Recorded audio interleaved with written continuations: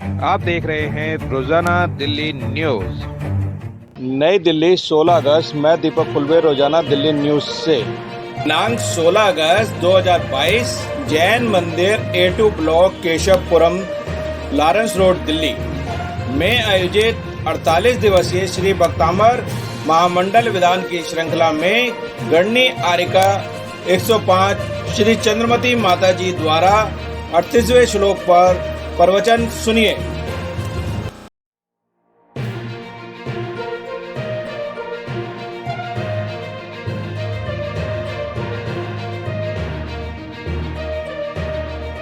भगवान की, भगो वेदी विराजमान चंद्र प्रभु भगवान की, और आदिनाथ भगवान की, और मानतुंग आचार्य महाराज की, और भक्तामर महामंडल विधान की, और विदुषी रत्न गणनी आर्यिका चंद्रमती माता जी की, विद्या भारती माँ कृषि आर्यिका 105 दक्षमती माता जी की, समस्त आर्यिका संघ की।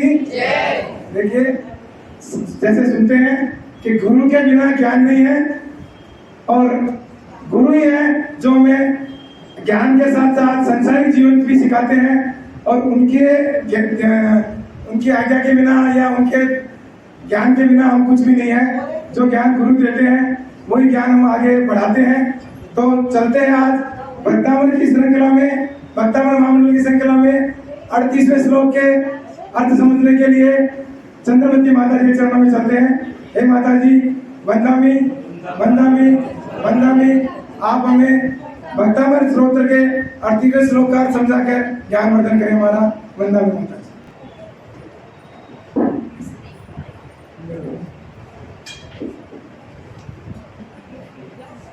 बोले चंदा प्रभु भगवान की, बोले श्री महावीर भगवान की, बोले आचार्य चारित्र चक्रवर्ती श्री शांति सागर जी महाराज की, बोले आचार्य रत्न 108 सागर जी महाराज की, बोले आचार्य रत्न 108 सरस्वती सागर जी महाराज की, बोले भक्तामर महामंडल विधान की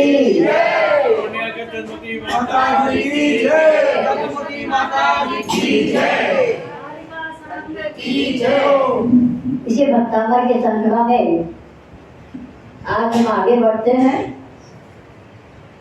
आज का श्लोक 48वां श्लोक का वर्णन होगा। 38वां श्लोक का वर्णन होगा। देखिए, मानतुंग आचार्य ने सबसे पहले 6 श्लोकों तक अपने अर्थज्ञता प्रकट करी कि मैं भगवान बहुत ही बुद्धि से हीन हूँ।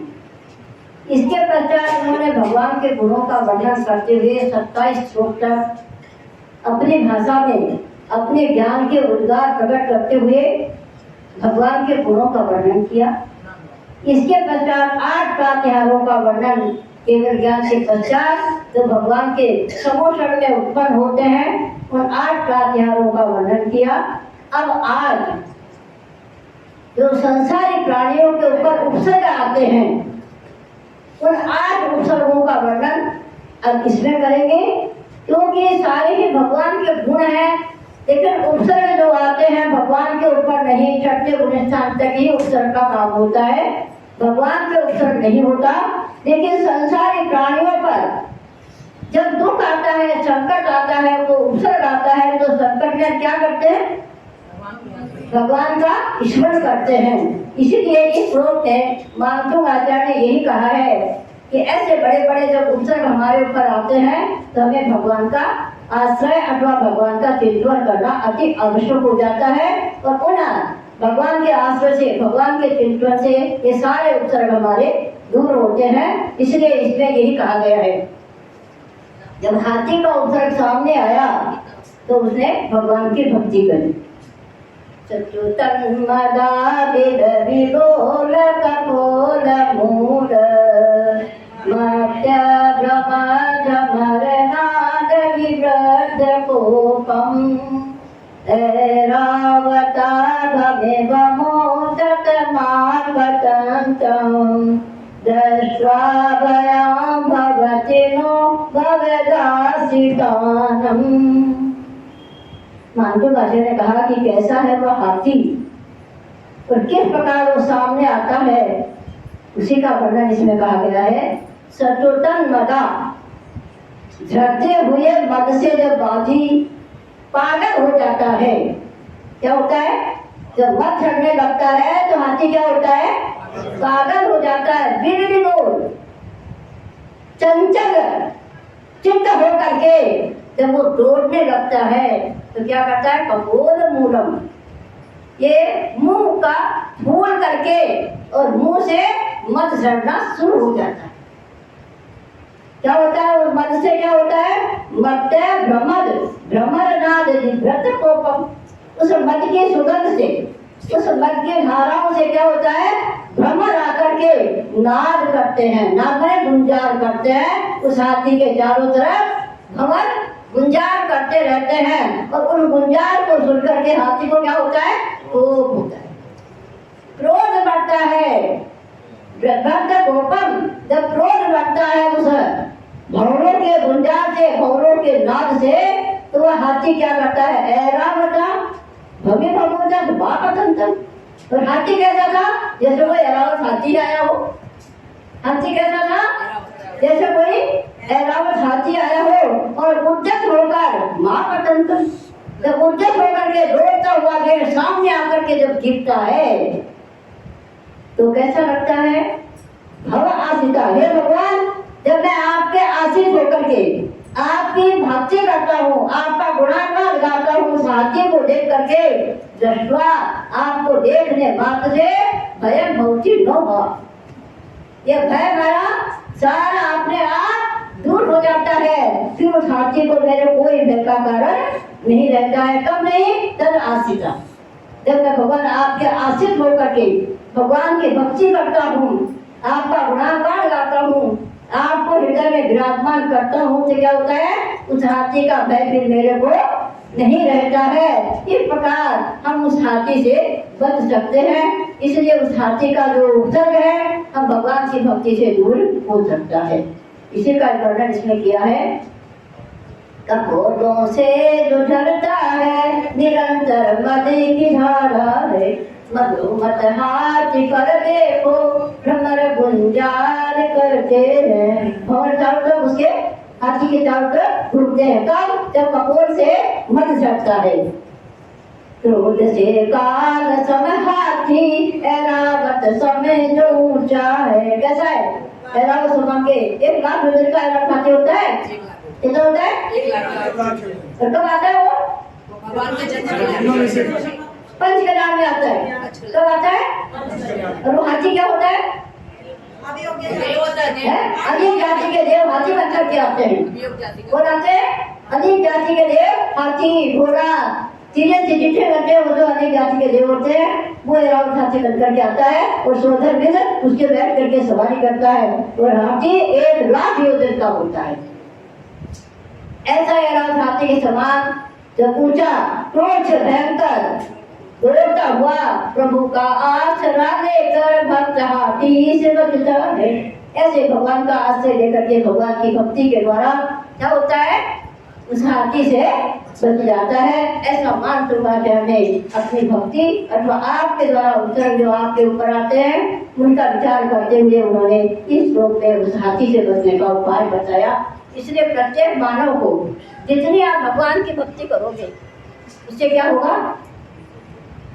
भगवान की भक्ति से क्या होगा? वो आपका शांत होता है। क्या होता है? भगवान की भक्ति करने से समता आती है और ममता दूर हो जाती है। इसीलिए हमारे आचार्य कहते हैं क्षमा ऐसी धारण करो। कैसी? क्षमा ऐसे धारण करो उस कमल के फूल के समान, उस चंदन के वृक्ष के समान। क्षमा कैसे धारण करो? जैसे चंदन का वृक्ष और कमल के फूल क्या होते हैं? चंदन के वृक्ष को काटने पर भी सुबह से नहीं छोड़ता, वो कुआरी को सुगंधित करता है और कमल पैरों से कुचलने के बाद भी अपनी सुगंध को नहीं छोड़ता है। इसलिए हमें इस प्रकार की क्षमा को धारण करने पर क्या होता है? ऐसे महान उपसर्गों से हम दूर हो सकते हैं। इसलिए आज की भावना भी हमारी क्या थी? समय भावना है समय सम्यक सम्यक भावना से क्या होता है? संसार से सम्यक का अर्थ क्या होता है? संसार सारे भोगों से डर लगे। समवेग का अर्थ क्या होता है? सम वेग। सम माने जितना भी वेग आता है वो समता से दूर हो जाता है। क्या होता है? वेग किसका होता है? हैं? पहले तो संसारी अपनों क्रोध मान माया लोग चार कसार से भरा पड़ा है, लेकिन जब वैराग्य का वेग आता है तो वह भी समता से उसको दे देता है। संवेग वैराग्य का कारण है। भ्रातन दातन पुत्र कलतन संगम दुर्जन, ये सब खोटो, ये सब खोटा है। ये कोई भी तुम्हारा साथ देने वाला नहीं है। इसलिए आचार्य ने बहुत सुंदर शब्दों में कहा, जब बच्चे का जन्म होता है 16 वर्ष तक तो उसे कुछ पता ही नहीं चलता मैं क्या कर रहा हूँ,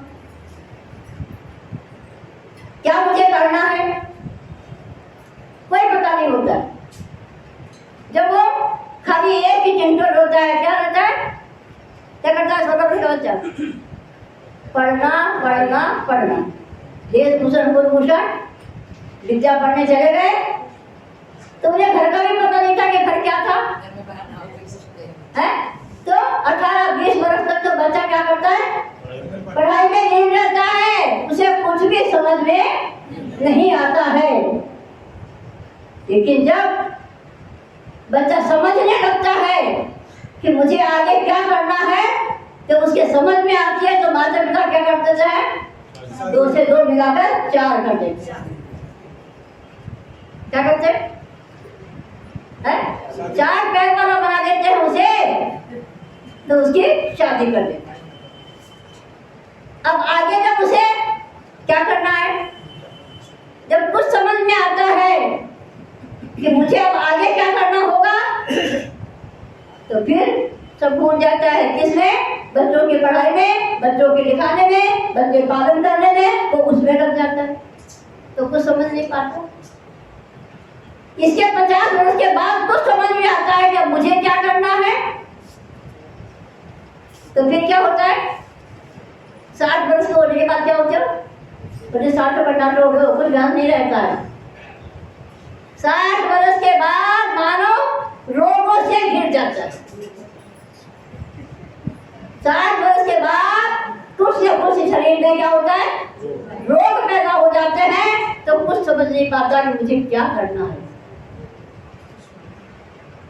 और जब 80 वर्ष का होता है तो कुछ समझ में आता है कि परिवार बेकार है, ये परिवार मेरा कोई काम का नहीं है। लेकिन जब समझ में आता है तो जाने का क्या कर सकते। इसलिए छड़ाला में गोरखनाथ जी ने क्या कहा? बात मन खेल में खोयो जवानी नींद पर सोयो, में ज्ञान है बुढ़ापा देख कर रोयो, संसार बीतता चला गया। कुछ नहीं कर पाते हैं, सोचते रहते हैं अब करूंगा अब करूंगा अब करूंगा। कल रात को अम्मा जी ने भजन बोला था, बोले सोचती रहती हूँ कि मैं दान करूंगी, तीर्थ करूंगी, ये करूंगी वो करूंगी, और जब समय आता है तो कभी बुखार आ जाता है, कभी रोग पैदा हो जाता है, और कभी चलना फिरना बंद हो जाता है, तो कुछ नहीं करता। इसलिए कहा जो करना है जवानी में करो, बुढ़ापे में कुछ नहीं होता है। इसलिए प्रत्येक मानव को संवेग भावना का विचार करते हुए हमें हर समय इस बात को सोचना होगा कि जीवन क्षण क्षण कैसा है? जीवन कैसा है? चूल्हे के पानी के समान, एक एक बूंद कब निकलती है पता नहीं चलता है।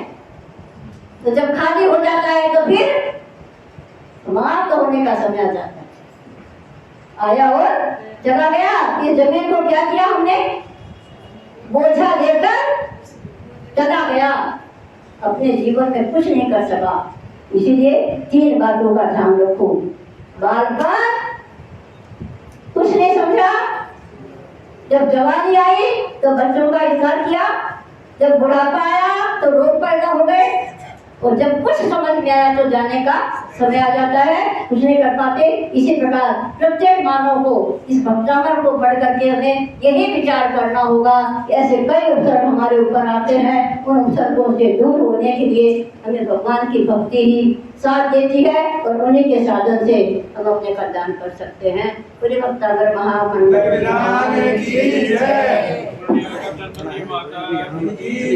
सरस्वती माता की जय।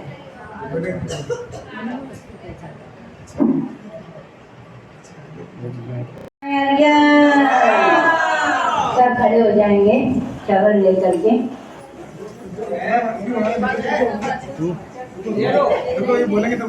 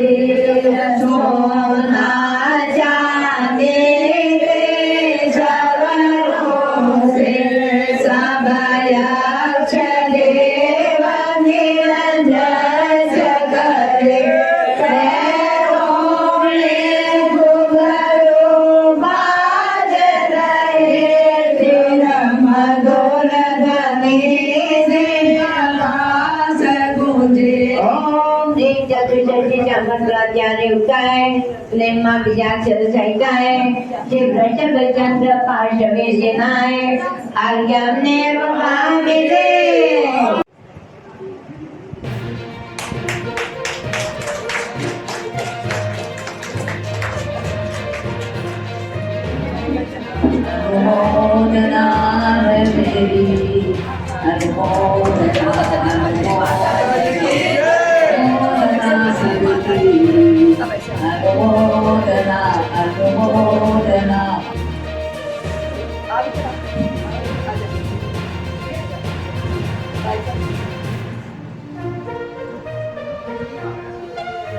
पति माता जी की जय।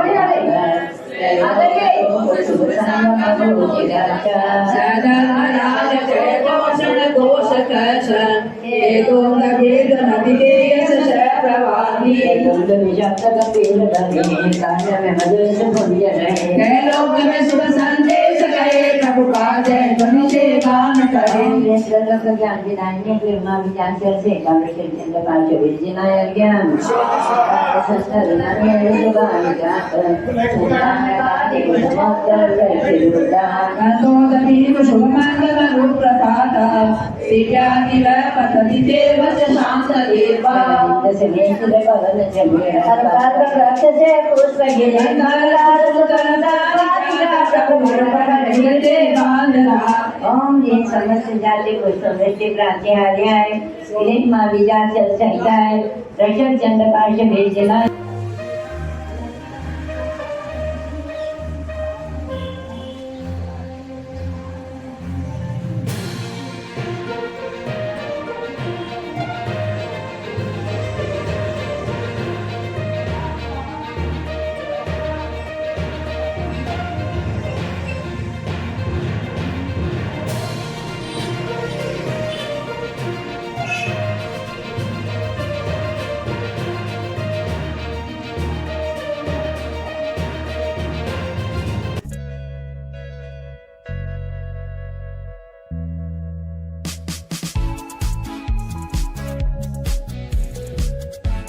वीडियो लाइक करें, चैनल सब्सक्राइब करें और नोटिफिकेशन बेल को भी दबाएं ताकि लोड किया हर वीडियो आप तक पहुंचे। धन्यवाद। अपने इलाके की न्यूज़ चैनल पर दिखाने के लिए 9999306595 पर संदेश के साथ वीडियो भेजें।